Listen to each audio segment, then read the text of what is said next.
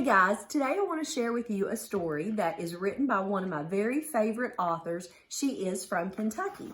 George L. Lyon has written a lot of children's books that we always share. And this particular story is the perfect story to share in the springtime. So let's read Come a Tide by George L. Lyon, illustrated by Stephen Gamel. Last March, it snowed and then it rained for 4 days and nights.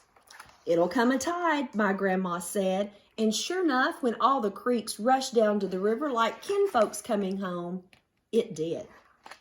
It washed away little naked gardens on Clover Fork, pigs and chickens on Martin's Fork, and a whole front porch on Poor Fork. We stood on our bridge and watched them swirl by. "Ooh-wee!" cried the pigs. The river nudged the bridge bottom. Still we boasted, "It won't flood us." But we left our radios crackling that night when we went to sleep. The warning whistle didn't have to blow twice. "Cloudburst," the radio said, "wall of water coming down."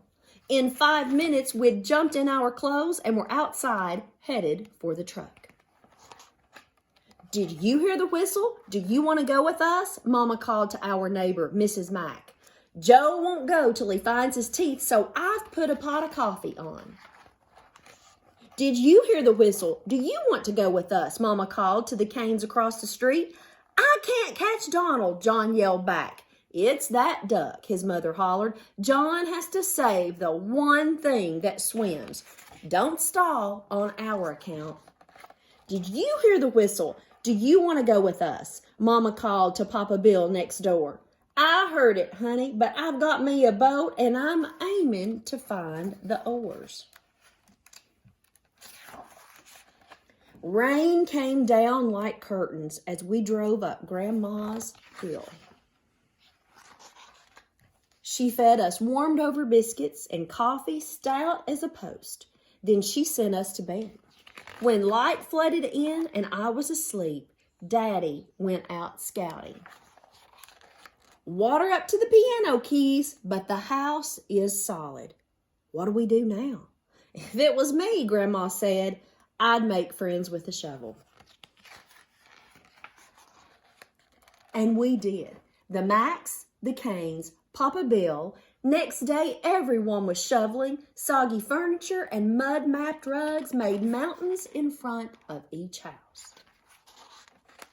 It got us this time, we had to admit, taking lunch at the rescue wagon. But we dug and hauled. We scrubbed and crawled to find our buried treasure.